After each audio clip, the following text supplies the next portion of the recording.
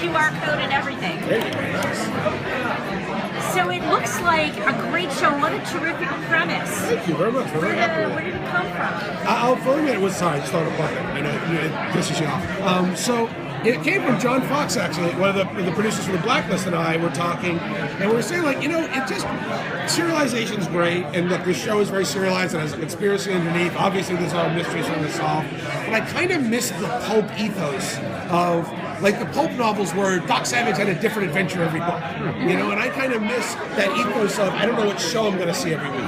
The X-Files, what was big for me for X-Files was I didn't know what it was going to be every week. Is it a monster? Is it a UFO? Is it a murder mystery? Is it a conspiracy theory? I missed that. We don't have that show now. And so he said, but how do you get such a wide range of shows? And he said, well, it's like, it'd be like different sports, like a guy who's a decathlete, like they're betting on crime. And I'm like, no. You can't just bet on crime. Who would bet on crime? You'd have to be the most rich, powerful. There you go. And it literally, in like an afternoon, we created the entire mythos of how this happened, how this started, how long it's been going on, why they're able to do it, why their technology is just 20 years in the future, but not super futuristic. There's a big clue right in the middle of the pilot, and something Charity says that gives you the way in, that people will figure out, I'm sure. But this is a episode that will reward you to pay attention. This is a show that rewards you to pay attention and go, all right, that was amazing. And I think I have to go to Wikipedia because I think I know what they meant by that reference. And then you Oh, cool. So we really, like I said, we want to make sure you have a great episode every week. Big stunts, big action, and I mean giant stunts. And having actors like Phil and Wesley who can do their own stuff is super important. Because that's Phil on the motorcycle all the way through. And that's Phil rolling off the van. Like the only thing we wouldn't let him do was go through the glass, and he was going to do it. He was like rigged up, and the NBC people showed like, no, not the pretty face through the glass, no. And Wesley and Phil in that little fight scene in the middle, that's both of them. Their stunt guys were off getting coffee. They were like having a good day. Well, Phil and Wesley were kind of, and I got to tell you, having Wesley, who's a real martial artist, not just a dude who kind of knows martial arts. When we first did that fight, the stuntman came up and our fight coordinator said, show me the move. And the kid's like, well, it's like this and this. And Wesley said, just come out and see. And the kid reached for him, and Wes went, bam, bam, bam, and threw him in that grip. And the whole crew actually went, ah! And he lets go of the stunt kid, who's like 22, who falls like a sack of hammers. And Wesley goes, yeah, we'll do that one. So him and Phil are just doing it, and it's so great because you can tell it's down. There's no doubling. It's great. How did you get to Wesley Snipes? You know what?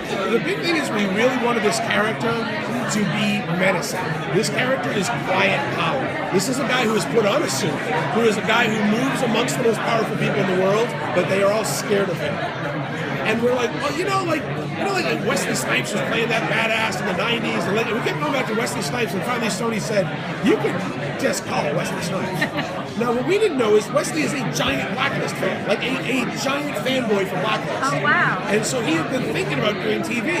Like, he actually bumped into Spader at the airport one time and like, dude, I love your show. Like, he really loves it. And so when he found out it was some of the Blacklist partners and he read the script, and I went in and told him, like, this character is a guy. Maybe he's the bad guy. Maybe he's the good guy. You don't know. And on alternating weeks, the fans should not know. And it was an interesting discussion in the writers' room the other day, because they said, wait, is he immoral? I said, he's not moral, he is ethical. Like, he has a very strict code of behavior, and he firmly believes in his mission, even though his mission is one of the most horrible things you ever do. And it was interesting, when we tested the show, a couple of people tuned out and were like, didn't you like it? They're like, no, we liked it. It's just too depressing to think someone's out there doing this. And we're like, well, you know what? We want you to understand Wesley's character, Mr. Johnson, believes there has to be a reason for this.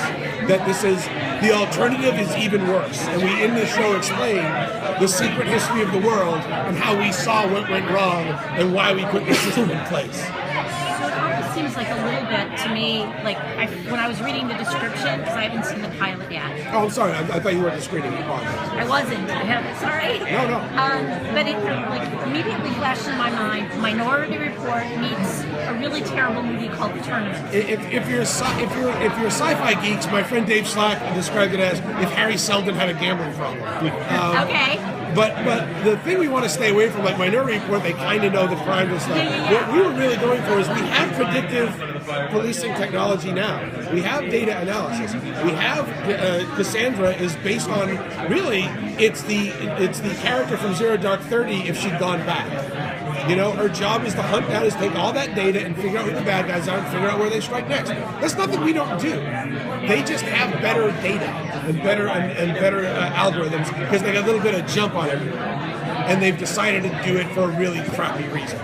So, you know, that's for us is really the idea that it's a race. Every episode, we drop the challenge down and we make sure that the audience understands the stakes. And Phil's job is to stop the crime and keep the house happy because he's not going to figure out what happened to Ginny unless he keeps them happy. And he can get inside them and tear them apart. At the same time, he's desperately going to try to clear all the innocent people out of the way who used to get torn up in the game. With a show like this, I'm sorry, where you say you kind of put the plan together in an afternoon, you kind of got the idea together. How much out do you plan? Do you plan way for out. 5 years? No, do you plan because for that's the thing. As much as we say the premise was high concept and the premise was in an afternoon, oh my God, it was really one of those, and this, and this, and this, and then we realized the show was good. We didn't go out and sell it until I knew all 5 years. Like, I'm just not one of those guys. If you saw Leverage, that last scene in Leverage, the last scene of the last episode, I knew we were doing that scene in year one. And it's the same way. I know what the last scene of this show is.